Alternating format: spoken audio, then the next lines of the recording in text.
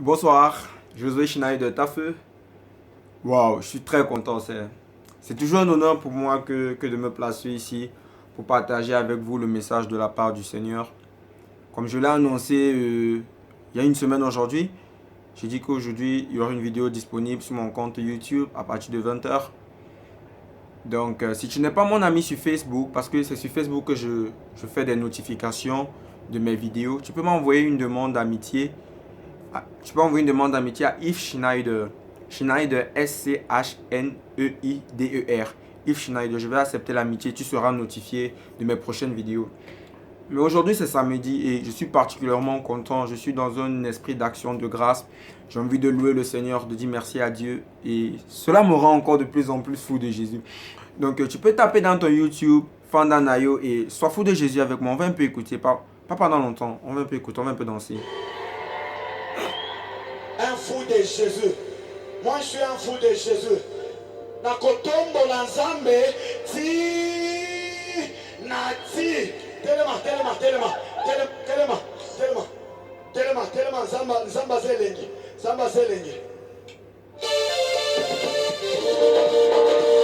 Hey! Ah, Jésus! Allez! Chiba! Hey! Ciao les gars! Pour Jésus, bien sûr!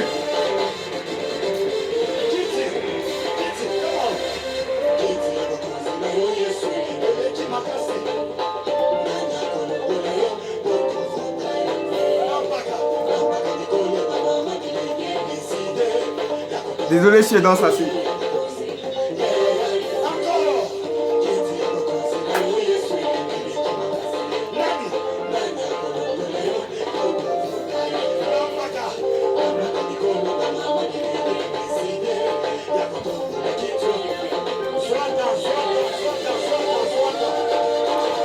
Ciao les gars!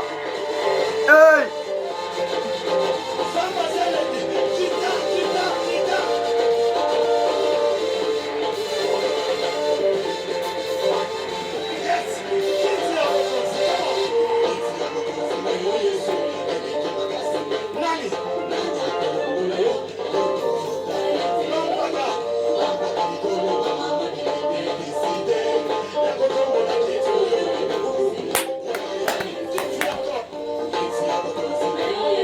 Hey!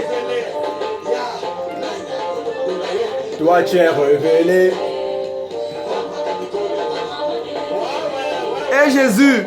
Hey! Ciao les gars! Pour Jésus bien sûr!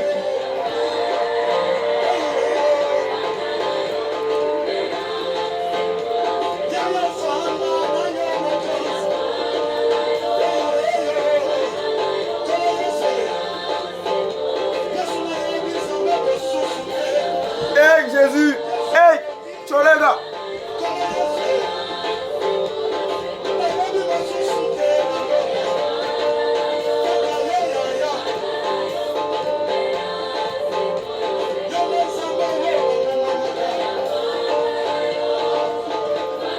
Ok. Ok, je vais couper. Waouh! Tu peux continuer à la maison à t'amuser dans la présence de Dieu, à danser pour la gloire de Jésus. Je voulais un peu chauffer, ça me fait plaisir pour la gloire du Seigneur. Donc, on va continuer à cause du temps. On va entrer dans le message. Je vais prier pour nous. Éternel, mon Dieu, mon roi, Seigneur, merci pour ta présence. Merci pour ta grâce. Merci pour le miracle de la vie que tu as renouvelé ce matin. Merci pour cette journée que tu as créée dans laquelle nous nous sommes réjouis. Merci pour le miracle du toucher, de voir, d'entendre, de sentir, de goûter, de nous mouvoir. Merci Saint-Esprit de Dieu, viens prendre la première place. Viens parle au travers de ma bouche. Viens change encore les vies. Viens édifie-nous. Viens donne-nous de comprendre qui tu es. Viens révèle-toi à nous. Au nom puissant de Jésus. Amen, amen. Amen. Nous allons travailler aujourd'hui. Nous allons parler de la séparation. De la séparation, de l'abandon. Précisément. Donnez-moi un instant, je règle un truc là.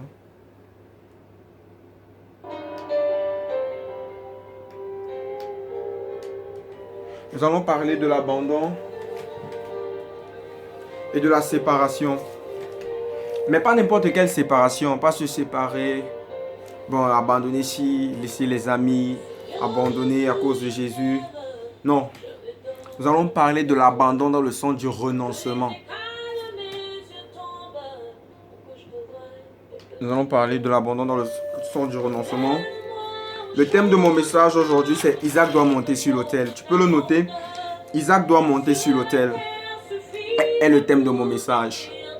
Donc, nous allons travailler dans Isaac doit monter sur l'autel et nous allons commencer par définir Isaac et définir autel. Isaac, ce n'est pas le fils d'Abraham. C'est un terme que j'ai employé pour définir une chose, une personne à laquelle nous tenons tellement et dont il est difficile pour nous de nous en séparer. C'est ça que j'appelle Isaac. Ou encore Isaac, c'est un péché secrètement connu et que l'on cajole et dont on ne veut se séparer. Je définis encore Isaac comme cette chose-là précise que nous, toi, tu connais, que moi je connais, que moi seul je connais et qui nuit ou alors qui freine ou encore ralentit mon développement spirituel ou ralentit ma marche avec Dieu. Et j'ai défini autel comme étant le lieu où on offre à Dieu de l'holocauste. Bon, le sacrifice. L'autel, c'est un lieu où on offre à Dieu le sacrifice. C'est comme ça que j'ai défini autel.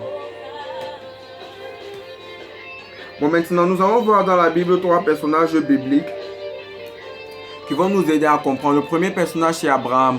Au travers d'Abraham, nous verrons que Dieu peut nous demander nos relations. Parce qu'Abraham, on lui a demandé son fils. Donc Dieu peut nous demander des individus de renoncer à certains individus. Dieu lui a dit, sacrifie Isaac. C'est renoncer à l'amour que tu as pour Isaac. Dieu a dit, sacrifie-le. Nous allons voir le cas de Job. Au travers de Job, nous verrons que Dieu peut nous demander nos biens matériels. Peut te demander ta maison, tes voitures, tes terrains, ton argent, ton or, tes diamants. Dieu peut te demander ça aussi. Nous verrons au travers de Pierre, l'apôtre Pierre, que Dieu peut te demander tes connaissances, d'abandonner tes connaissances. Mais l'objectif de ça, c'est de ressentir à la fin que tout ce que Dieu nous demande de laisser, c'est parce que Dieu a pour nous quelque chose de meilleur. Ok? Donc je vais aller vite, désolé. J'ai eu des problèmes techniques là, avec les trépieds. J'ai eu quelques problèmes techniques, mais par la grâce de Dieu, ça va. Nous allons prendre le grand 1, Abraham. Nous ouvrirons nos Bibles dans le livre de Genèse 22. Nous allons lire du verset 1 au verset 14. Vous pourrez lire tout le verset 1 à 14 à la maison, mais nous allons lire directement. Donc je vais lire et expliquer directement. Soyons très attentifs parce que je trouve ça très important. Je vais baisser le volume de la musique parce que c'est une histoire de vie.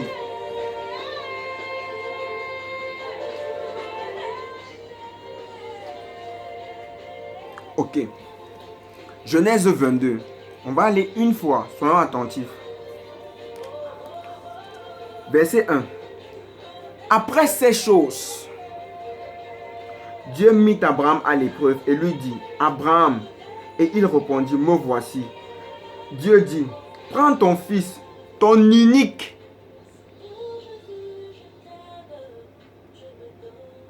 celui que tu aimes, Isaac, va-t'en au pays de Morisha, et là, offre-le en holocauste sur une montagne que je te dirai. J'aimerais que tu soulignes le terme holocauste. C'est très important. Nous reviendrons dessus. Premier point. Dieu appela Abraham. Abraham répondit, me voici. Premier, fondamental. Dieu appelle. Il faut répondre. Dieu a appelé Adam. Dieu a dit, Adam, où es-tu? Dieu appelle. Adam répond, j'ai entendu ta voix et je me suis caché. Dieu appelle Abraham. Abraham répond, me voici. Habakkuk lui l'a dit, je me tiens à mon poste, j'attends. Certainement Dieu devait aussi appeler Habakkuk. Mais combien d'appels manqués tu affiches?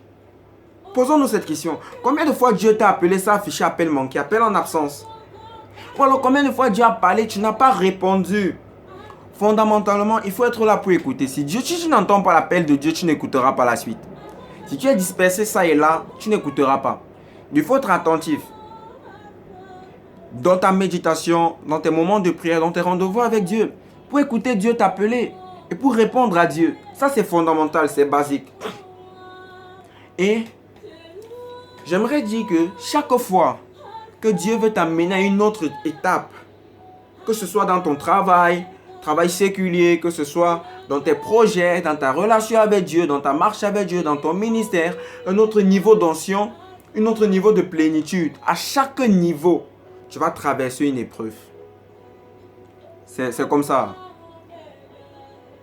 Et la Bible dit après ces choses, lesquelles? Certainement après des moments de joie, de festivité. Abraham avait été béni, Isaac était venu, Isaac avait grandi. Maintenant Dieu met Abraham à l'épreuve.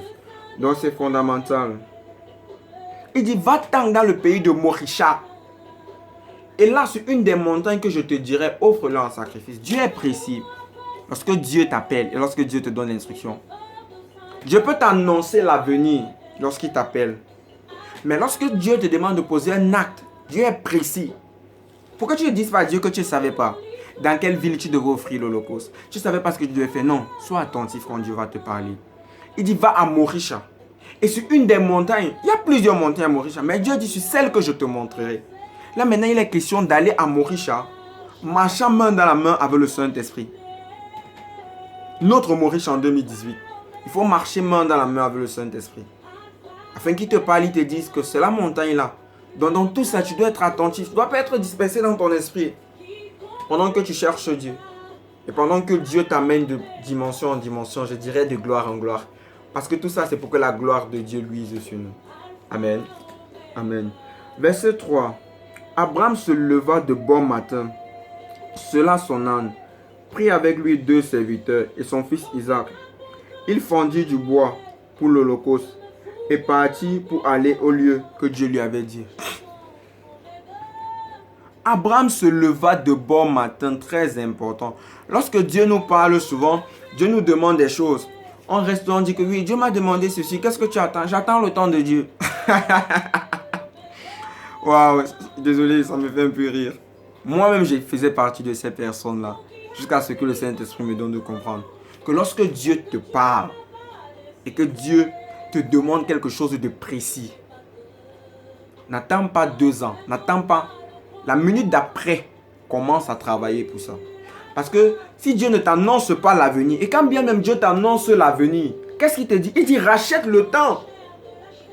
Dieu ne t'annonce pas une parole pour que tu dormes. Non, c'est pour que tu travailles. La Bible dit que Abraham s'est levé de bon matin. On a l'impression que la causerie avec Dieu a eu lieu dans la nuit. Et dès le matin, Abraham est entré à l'action. Amen. C'est ça, quand Dieu te dit, donne-moi ceci. On est dans le renoncement. J'ai dit, on est dans l'abandon. C'est quelque chose qu'on va donner à Dieu. C'est un sacrifice qu'on va offrir à Dieu. Dieu demande l'holocauste. Mais ce qu'on va sacrifier, on appelle ça le sacrifice. On va donner à Dieu un sacrifice. On va faire un sacrifice, mais on va offrir à Dieu de l'holocauste. Ok, je ne veux pas m'attarder sur le sacrifice de l'holocauste aujourd'hui. Une prochaine fois peut-être. Il dit, offre. Abraham prit du bois. Abraham prit 2 serviteurs. Abraham prit l'âne. Il fendit le bois pour l'holocauste et alla dans le lieu que Dieu lui avait dit. Maintenant, j'ai posé la question au Saint-Esprit. Mais Saint-Esprit, Abraham s'est équipé. Comment nous équiperons-nous en 2018? Le Saint-Esprit m'a donné de comprendre d'abord que l'équipement, c'est un ensemble d'éléments que nous avons qui nous permettent de mener à bien notre mission. Ou qui nous permettent de mener à bien la mission que Dieu nous a demandée. Équipement, ensemble d'éléments mis à notre service pour mener à bien la mission que Dieu nous a confiée. Nous sommes d'accord. Et j'ai demandé encore au Saint-Esprit, mais Saint-Esprit, comment s'équiper en 2018? On n'offre plus des sacrifices, Jésus il est mort pour nous. Comment s'équiper? Le Saint-Esprit m'a donné quelques points. Il m'a dit par exemple en 2018, tu peux demander conseil à tes aînés spirituels. Tu peux demander conseil à ton pasteur en présentant la situation à ton pasteur. Tu peux demander conseil à des grands frères dans la foi. Tu peux demander conseil à ton père spirituel. À celui qui te tient spirituellement, tu peux lui demander conseil. Ou alors, tu peux suivre les témoignages des gens. Tu peux suivre les histoires des autres qui sont passés par cette étape-là. Tu peux suivre sur Internet. Tu peux lire dans des livres. Les histoires des personnes qui racontent que quand Dieu m'a demandé ceci, j'ai fait comme ça. Lorsque Dieu m'a demandé, j'ai fait comme ça. Tu peux suivre. Mais le Saint-Esprit m'a dit, la meilleure des solutions qu'il me conseille serait de lire ma Bible et de regarder au travers de ma Bible les aînés dans la foi qui ont fait face à ces situations et demander au Saint-Esprit de nous aider à être équipés. Et le Saint-Esprit m'a dit que chaque situation que Dieu te demande, il y a un exemple biblique.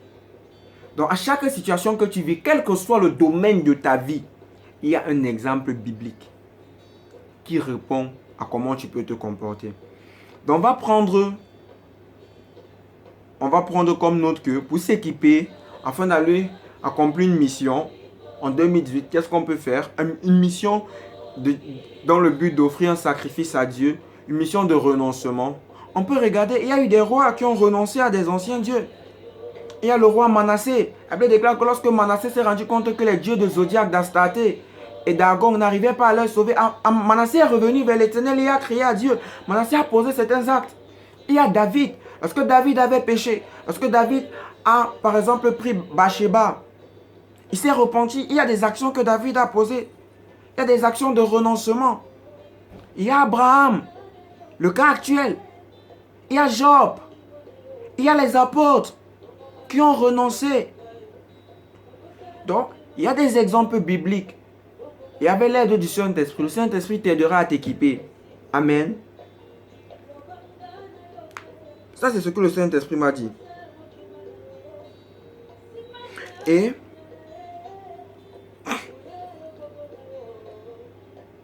verset 4. Le troisième jour, Abraham levant les yeux, vit le lieu de loin. Et Abraham dit à ses serviteurs, restez ici avec l'âne. Moi et le jeune homme, nous irons jusque là-bas pour adorer et nous revenons. J'aimerais noter quelque chose. Nous offrons à Dieu des sacrifices, mais Dieu prend plaisir aux holocaustes. C'est une différence. Ce que tu as, c'est pour toi un sacrifice. Pour toi l'homme. C'est un sacrifice pour Abraham que de donner Isaac. Il sacrifie ça. Ça lui fait mal. Mais tu n'offres pas à Dieu un sacrifice. Tu offres à Dieu l'holocauste. Avant qu'on avance, on va définir l'holocauste parce que c'est très important. On va dire que l'holocauste, selon les Hébreux, est un sacrifice religieux où la victime était entièrement consumée par le feu. L'holocauste est un sacrifice, mais le sacrifice n'est pas l'holocauste. Donc l'holocauste est un sacrifice religieux où la victime est entièrement consumée par le feu. Là, c'était des sacrifices des animaux. C'est pour ça que la victime est entièrement consumée. Moi, aujourd'hui, il y a des sacrifices que nous offrons à Dieu qui ne sont pas seulement des animaux. On n'offre plus l'animal en sacrifice. Parce que Dieu lui-même a offert le sacrifice. Et lui-même encore a agréé l'holocauste. Parce que quand Jésus est monté sur la croix, c'était le sacrifice que Dieu donnait pour nous. Mais lorsque Jésus est mort, le sang a coulé. C'était maintenant l'holocauste. Et c'est à ça que Dieu prend plaisir. À l'holocauste. Je vais plus détailler ça devant, nous comprendrons. Parce que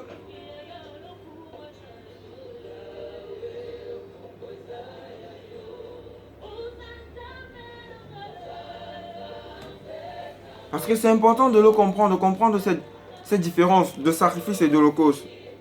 Regardez, j'aimerais dire que lorsque tu vas offrir à Dieu le sacrifice, lorsque tu es dans ton action de sacrifice pour offrir à Dieu l'holocauste, tu ne peux pas offrir à Dieu Isaac si tu n'as pas la promesse d'Isaac. C'est quelque chose de fondamental. Parce que la Bible déclare que Abraham vit le lieu de loin. Parce que pendant que tu es en train d'aller offrir le sacrifice, dans ta tête, il y a beaucoup de choses qui se passent. Quand tu es en train de marcher, tu réfléchis.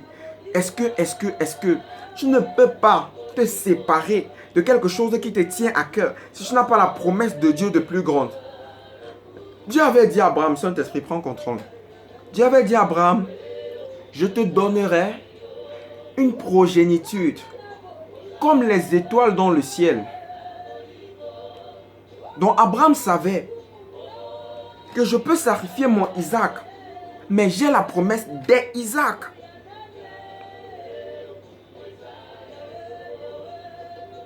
Si tu n'as pas la promesse, par exemple, tu ne peux pas sacrifier une relation facilement si tu n'as pas une promesse des relations. Tu ne peux pas sacrifier quelque chose si Dieu ne t'a pas promis plus grand. C'est difficile. Parce que regardez Abraham. Abraham savait que Dieu m'a dit, compte les étoiles dans le ciel. J'ai compte. Il me dit, je rendrai ta postérité grande, comme le sable de la mer. Et aujourd'hui, Dieu me demande Isaac. Certainement, Dieu se pourvoira un autre Isaac. Je ne sais pas, Abraham était dans sa tête, je ne sais pas comment ça va se passer. Mais je suis convaincu que le Dieu qui a parlé n'est pas un homme pour mentir. Le Dieu qui a parlé n'est pas le Fils de l'homme pour se repentir. Si Dieu te demande de sacrifier une relation, de te détacher d'un ami, de quitter une zone de confort, de quitter un parent, d'abandonner un ami à qui tu tiens beaucoup, parce que Dieu te veut seul. Lisons le verset 5. Dieu dit, Abraham dit à ses serviteurs, restez ici. Dieu appelle pour le sacrifice intimement. Dieu t'appelle toi seul. Dieu t'appelle toi seul. Avec Dieu, il y a toujours la séparation. Quand ce sont des actes de destinée dans ta vie, dans ta relation avec Dieu, dans ta marche avec Dieu. Quand tu poses des actes pour grandir, des actes de croissance, il doit avoir séparation. Tu dois laisser. Si Dieu te dit quitte cet ami, sache que Dieu va te donner plus que cet ami. Si Dieu te dit quitte ce gars, quitte cette fille, sache que Dieu va te donner plus que ce gars, plus que cette fille. Si Dieu te dit donne-moi, ne regarde pas ce que Dieu te demande de donner, mais regarde à la promesse que Dieu a mise sur ta tête. Regarde à la promesse des amis que Dieu t'a faite. Pierre pouvait dire à Jésus, Jésus attends un peu. C'est comment? On fonctionne comment?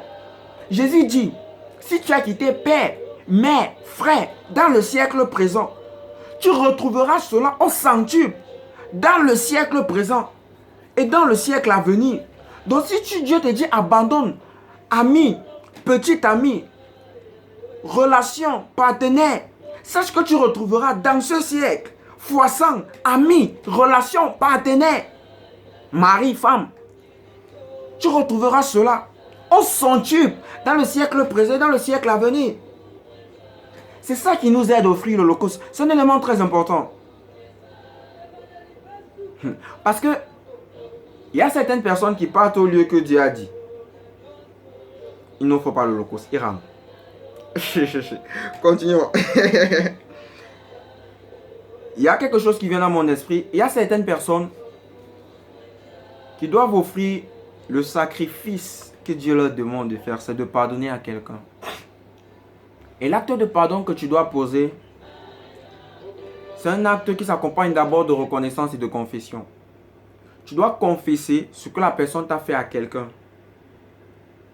Et maintenant confesser tout.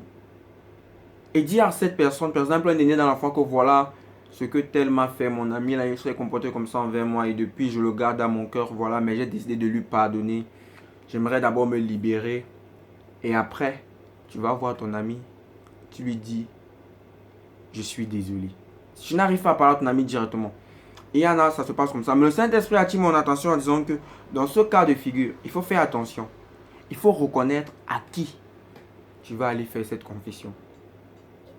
C'est très important.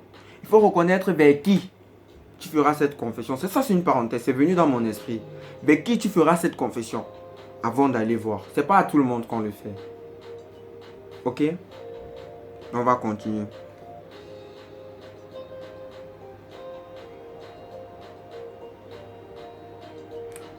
J'aimerais dire que lorsque tu marches avec Dieu pour aller offrir à Dieu l'Holocauste, Dieu est tellement précis que maintenant c'est à nous d'être attentifs. Regardez un cas simple.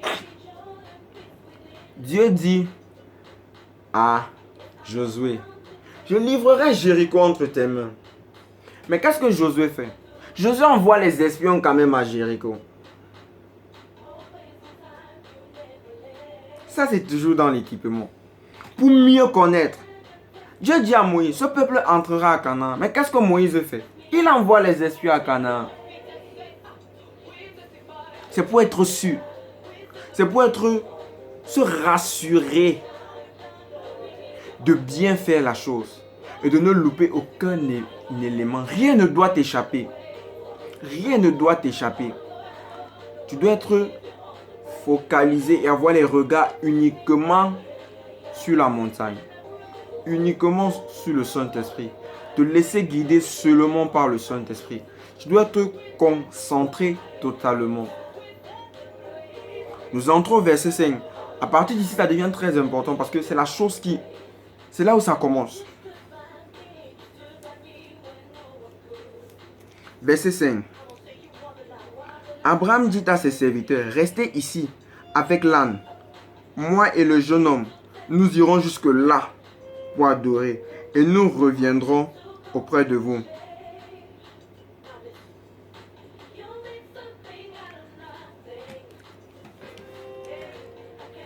Dieu avait dit à Abraham, va m'offrir Isaac en holocauste. Mais qu'est-ce qu'Abraham dit? Abraham dit que, attendez, nous irons adorer. Et nous revenons. La confession de ta bouche joue un rôle déterminant et capital dans ce que Dieu t'a demandé de faire. Si Dieu te demande de... Permettez-moi un instant, s'il vous plaît. Si Dieu te demande d'offrir et de te séparer de quelqu'un, et toi tu dis qu'ok, dès que je veux me séparer de la personne, il va mourir. Dans la suite, quand on va continuer de lire, tu vas comprendre. Si tu dis que après cette personne-ci, je ne serai rien, ma vie sera zéro, ma vie dépend d'elle. Sans elle, je ne suis rien. Je ne peux rien faire sans mon ami. On a toujours tout fait ensemble. On est comme ça. On est des jumelles. Non, tu es une pièce identique devant Dieu. Tu es une pièce identique. Donc, nous devons noter qu'il est très important de se rassurer, de connaître les projets que Dieu a pour nous. Les intentions de Dieu à notre égard. Pendant que nous allons offrir l'Holocauste. Et l'autre chose à noter, c'est que la confession de notre bouche provient justement de la promesse que Dieu nous a faite. Ce que tu confesses de ta bouche provient de la promesse. Dans le cas d'Abraham, Abraham avait chassé Ismaël. Abraham avait Isaac. Abraham n'a pas voulu chercher à savoir ce qui va se passer. Il a dit que je m'en vais adorer, je reviens. Garde une confession positive. Parce que l'acte de sacrifice que tu offres à Dieu fait mal. Et quand ça fait mal, on a souvent tendance à renier Dieu.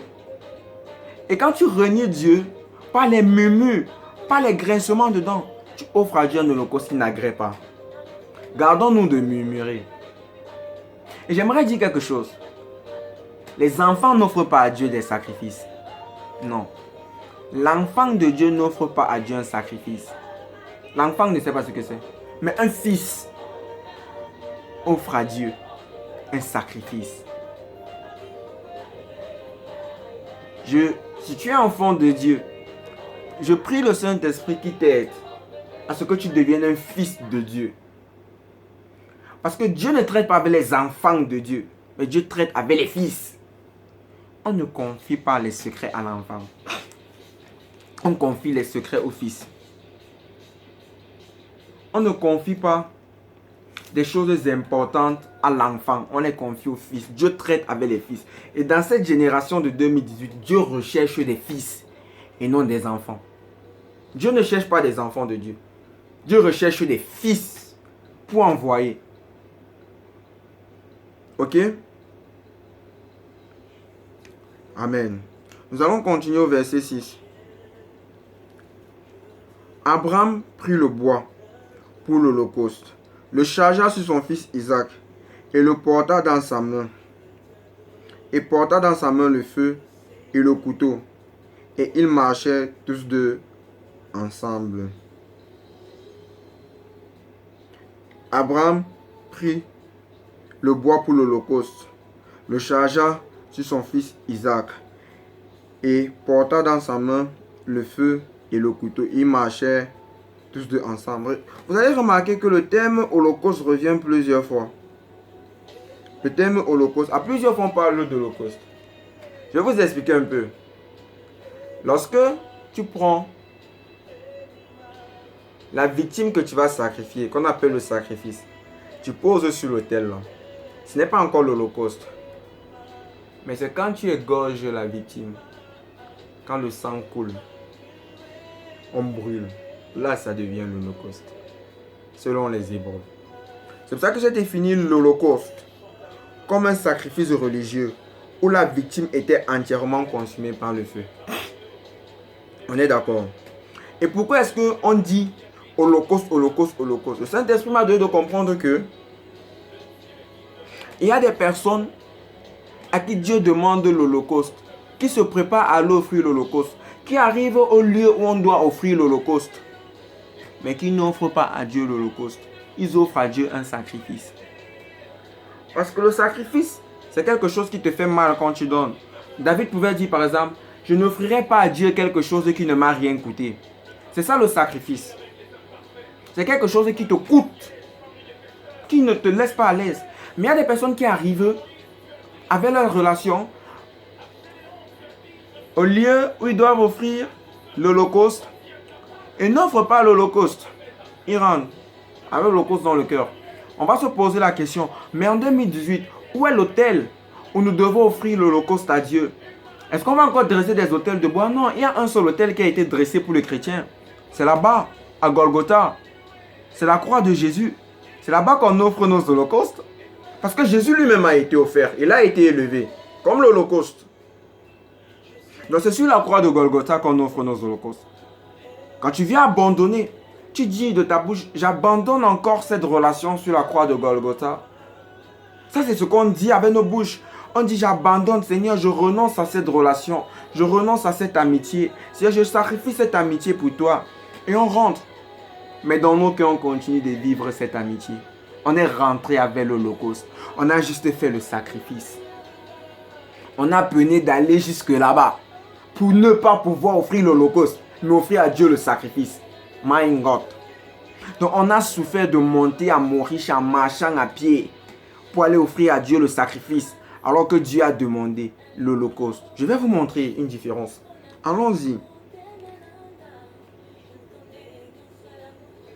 C'est pour ça que Dieu peut dire, ce peuple m'adore du bout des lèvres, mais son cœur est éloigné de moi. Du bout des lèvres, tu confesses, Seigneur, il t'abandonne ma vie. Je t'offre ma vie en sacrifice. Au fond de ton cœur, tu sais que ta vie c'est pour toi. Hein? Dieu, c'est un peu comme ça. Vous voyez? C'est très important d'aller offrir à Dieu l'holocauste et non le sacrifice. Le sacrifice, c'est l'effort que tu fournis. Je parle beaucoup de ça pour que nous comprenions. Le sacrifice, c'est toi. L'holocauste, c'est pour Dieu. Donc quand tu vas et tu n'offres pas l'holocauste, tu t'es sacrifié pour rien. Tu as souffert pour rien. C'est un peu comme quelqu'un qui jeûne. C'est un sacrifice. Mais il ne prie pas. Ah! Bon, moi, je faisais ça avant. Dieu m'en a délivré.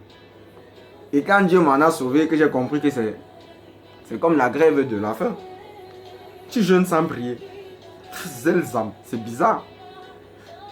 Donc, c'est très important. Rassurons-nous d'aller avec le sacrifice et d'offrir à Dieu l'holocauste. Ok? C'est très important. Alors, verset 7.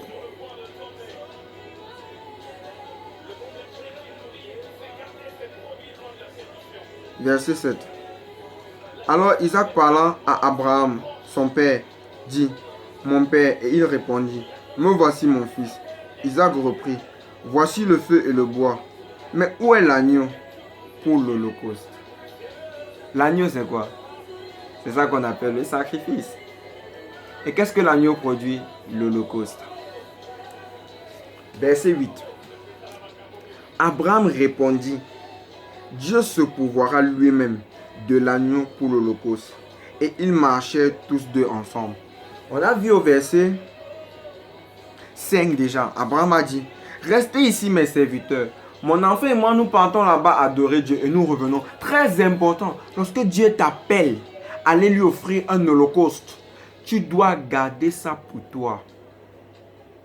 Je vais encore boire de l'eau, s'il vous plaît. Lorsque Dieu t'appelle en offrir de l'Holocauste. Tu dois garder ça pour toi. Abraham pouvait dire à ses serviteurs que m'avait sacrifié Isaac. À peine il a dit à ses serviteurs que ses serviteurs montent sur l'anikou, dit ça à Sarah. Sarah dépêche même 3 ans là. Un grand cortège, elle rattrape Abraham très vite à Moricha. Que, hey, enfant que j'ai entendu pendant 100 ans, ne t'amuse pas avec lui. Ce que Dieu te demande, c'est dans ton intimité qu'il t'a demandé. Tu dois répondre à Dieu dans l'intimité. Certaines dimensions nécessitent l'intimité, le corps à corps avec Dieu, le face à face. Dieu et toi, personne d'autre. Et garde la confession de ta bouche positive. Le Saint-Esprit m'a dit, regarde, Abraham continue de prophétiser. Prophétiser, ce n'est pas seulement ainsi parle l'Éternel. Non. Prophétiser aussi, c'est déclarer le fond de ton cœur. L'espérance que tu as au fond de ton cœur. Ce que tu attends, tu le confesses dans ta vie. Tu es en train de prophétiser. Je ne sais pas par quelle situation tu peux passer, toi qui vas m'écouter. Et la situation est en train de s'assombrir.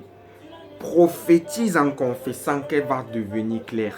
Prophétise qu'elle va s'éclaircir au nom de Jésus. N'attends pas qu'un prophète vienne prophétiser, c'est ta vie. Décide que maintenant, Dieu se pourvoira lui-même ce qu'il me demande. Seigneur, ça me fait mal, mais je crois que tu te pourvoiras ça toi-même. C'est aussi faisable ça. Ok? Abraham, le Saint-Esprit me dit, Abraham continue de prophétiser.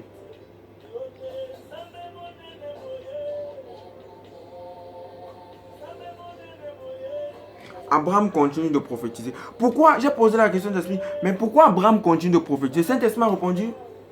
Ceux qui marchent selon l'Esprit de Dieu sont réellement fils de Dieu. C'est très important. Quand tu pars offrir ton holocauste, ne pars pas seul. Ne te conduis pas toi-même.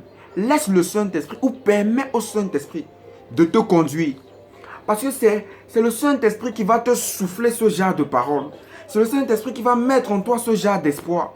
Mais si tu vas toi seul, tu seras frustré. D'où la communion avec le Saint-Esprit, la communion, la collaboration, le partenariat. Permets au Saint-Esprit de t'accompagner et le Saint-Esprit t'inspirera. Amen. Regardez bien, il y a quelque chose. Il y a quelque chose qui me marque. Il dit, j'ai enseigné ça dans ma Bible, il dit, Abraham répondit, mon fils, Dieu se pourvoira lui-même de l'agneau pour l'holocauste. Il y a un cet ordinateur, ce bic est indicatif. Le CE, ça indique, ça démontre ce. Mais Abraham dit, l'Éternel se pourvoira. Un ce descriptif. Donc ça décrit déjà la nature de la pourvoyance. Ça veut dire que Dieu s'en occupe. Lui n'a rien à faire. Abraham dit que lui ne sait même pas ce qu'il fait en fait. Il sait seulement que Dieu s'en occupe. Pourtant, Abraham sait. Mais quand tu marches avec le Saint-Esprit, c'est pour ça qu'on dit que la foi est une folie pour ceux qui veulent raisonner. Et la Bible déclare dans Hébreux 11, le verset 6, « Or, sans la foi, il est impossible de lui être agréable. » Dieu est le premier à avoir manifesté la foi, s'il nous plaît. C'est pour ça que nous pouvons aussi la manifester. Donc il faut garder à tes lèvres la confession positive. Lorsque Dieu est en train de te séparer de ce petit ami, de ce garçon, de cette fille, de cette relation qui est bonne peut-être, mais prend déjà la place de Dieu. C'est ça qu'il faut aussi relever. Toi, c'est peut-être bon, tu ne trouves en soi aucun péché. Mais Dieu, quand il regarde, il se rend compte que tu donnes plus de valeur à ça qu'à lui. Il veut enlever, permets-le lui. Offre cette relation-là à Dieu, donne-la lui. Ok?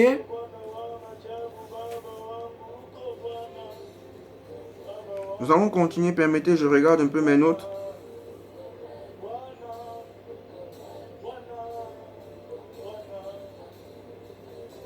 Continuons au verset. Continuons jusqu'au verset 10. Verset 9. Lorsqu'il fut arrivé au lieu que Dieu lui avait dit, Abraham y éleva un autel, rangea le bois, lia son fils Isaac et le mit sur l'autel par-dessus le bois. Puis Abraham étendit la main et prit le couteau pour égorger son fils Isaac. Verset 11. L'ange de l'Éternel appela des cieux et dit, Abraham, Abraham, il répondit, me voici. L'ange dit, n'avance pas la main sur l'enfant et ne lui fais rien, car je sais maintenant que tu crains Dieu et que tu n'as pas refusé ton fils, ton unique. Il y a quelque chose de fort ici dans l'acte qu'Abraham a posé. Avant le verset 10, avant le verset 9, lorsqu'il fut arrivé au lieu que Dieu lui avait dit, Abraham éleva l'autel, rangea le bois, Élia son fils le mit sur l'autel par-dessus le bois. Est-ce que vous savez que au verset 9, si Abraham avait déjà offert l'holocauste à Dieu? À ce verset 9, si Abraham avait déjà offert l'holocauste à Dieu. Pourquoi? Parce que pendant que je lisais, le Saint-Esprit m'a beaucoup attiré mon attention sur le verset 8. Il me dit, relis. Abraham répondit, mon fils, Dieu se pourvoira lui-même de l'agneau et de l'holocauste. Et ils marchaient tous deux ensemble. C'est au verset 8 ici que Abraham a offert à Dieu l'holocauste. Pourquoi? Parce que ce n'est pas l'acte d'égorger Isaac sur le bois qui était pour Abraham l'holocauste. Mais c'est l'acte d'accepter de renoncer à Isaac dans son cœur. Et c'est au verset 8, malgré tout ce chemin parcouru, que Abraham renonce à Isaac dans son cœur et s'abandonne à Dieu. Tant que tu ne renonces pas dans ton cœur pour t'abandonner à Dieu, tu n'as pas fait l'holocauste. Regardez ce qui se passe avec Jacob. Lorsqu'on envoie, Joseph demande que faites venir Benjamin. Jacob refuse. Mais lorsque Jacob sacrifie Benjamin dans son cœur, là il a offert Benjamin en holocauste. Benjamin est parti. Ah, Saint-Esprit de Dieu, merci. Merci pour ta présence. Au verset 8, la confession d'Abraham montre que Abraham vient d'offrir Isaac en holocauste à Dieu. Mais ça ne s'arrête pas. Parce que la vie avec Dieu est à deux dimensions. La dimension spirituelle était accomplie. Mais même Abraham ne savait pas. Il ne se rendait pas compte. Au verset 8, Abraham a offert l'holocauste. Donc on pouvait dire que c'était fini. Ça va. Mais je veux dire quelque chose. Tant que Isaac, de façon physique, n'est pas monté sur l'autel, Dieu n'intervient pas physiquement. Dieu agrée spirituellement, mais Dieu doit te répondre physiquement. Pour te dire qu'il a agréé. Au verset 8, Dieu a déjà agréé. Mais il faut que Abraham termine l'acte. C'est la vérité. Il faut qu'Abraham termine le sacrifice parce que l'holocauste a déjà eu lieu. Maintenant, Abraham a déposé Isaac. Là, c'était le sacrifice qu'il était en train de faire. Tant que tu ne déposes pas cette relation sur la croix, Dieu n'intervient pas. Tant que tu ne déposes pas cette relation sur la croix, Dieu ne va pas intervenir. Tant que tu ne renonces pas dans ton cœur que Jésus, j'accepte, prends tout. Avant d'aller faire physiquement, Dieu ne va pas intervenir. Regardez. Abraham confesse, il dit que mon fils, aïe, Dieu se pourvoira lui-même de l'agneau pour l'holocauste. Et ils marchaient tous ensemble. Abraham ne voulait plus rien savoir. Abraham avait déjà sacrifié Isaac. Avait offert l'holocauste. Isaac était à mort pour lui. Mais, verset 9. Lorsqu'ils arrivaient au lieu que Dieu avait dit, Abraham y éleva un autel, rangea le bois, Élia son fils Isaac, et le mit sur l'autel par-dessus le bois. Puis Abraham étendit la main, prit le couteau pour égorger son fils. Alors, c'est comme une conséquence. Donc, s'il n'avait pas fait ça, l'ange n'aurait pas apparu. Pas s'il n'avait pas mis Isaac sur l'autel. S'il n'avait pas déjà ça, offert l'holocauste et ensuite mis Isaac sur l'autel, l'ange ne serait pas apparu. C'est ce qu'on peut voir là. Alors l'ange de l'Éternel appela des cieux et dit, Abraham, Abraham. Et il répondit, appelle encore. Même quand tu offres, sois connecté. Parce que Dieu va encore parler. Il va encore t'appeler. Ne sois pas comme Éticus. La Bible déclare qu'Éticus était au 3e niveau. Mais il était dispersé. Il regardait par la fenêtre pendant que l'apôtre Paul enseignait. Il est tombé, il est mort. Si l'apôtre Paul l'appelait là, lui n'allait pas entendre. Mais il était au 3e niveau. Tu peux être déjà au 3e niveau de ton sacrifice. Et qui est le dernier niveau où Dieu va intervenir. Mais à cause d'une distraction, Dieu intervient, tu n'es pas visité. Il faut noter ça, c'est très important. L'ange appelle. Abraham répond encore, comme il a d'abord répondu, me voici. Au verset 1, il a dit, me voici. Abraham dit encore, me voici. Et l'ange dit, n'avance pas la main sur l'enfant et ne lui fais rien, car je sais maintenant que tu crains Dieu et que tu n'as pas refusé ton fils unique. Abraham leva les yeux et vit derrière lui un bélier retenu dans le buisson par les cornes. J'ai écrit dans mon cahier, ici, tant que Isaac n'est pas monté sur l'autel, la manifestation physique de Dieu n'a pas lieu. Ou bien tant que Isaac n'est pas monté sur l'autel, tu ne peux pas voir le miracle. Tant que tu ne mets pas Isaac sur l'autel, tant que tu ne mets pas la relation là sur la croix de Golgotha, il n'y a pas le miracle. Et maintenant, vous allez voir, Abraham a dit, nous partons adorer. Première confession, après il a dit, Dieu se pourvoira. J'ai dit tout à l'heure que pendant que tu vas confesser au positif, si tu confesses que tu vas mourir, frère, tu vas mourir. Si tu confesses que sans la personne, tu n'es rien, homme frère, sans la personne, tu ne seras rien. Parce que la vie et la mort, c'est le pouvoir de la langue, ou bien.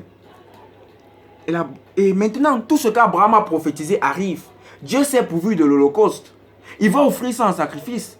Ça va monter vers Dieu comme une adoration de bonne odeur. C'est ce qu'il a dit à ses serviteurs. Et il va retourner avec l'enfant. Oh Jésus. Gloire à Dieu. Oh, c'est puissant. C'est merveilleux. Verset 13.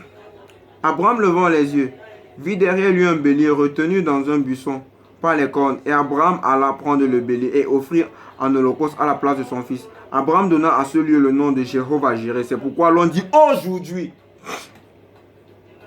C'est pourquoi l'on dit aujourd'hui. Pas au temps d'Abraham. Aujourd'hui, c'est présent. À la montagne de l'Éternel, il se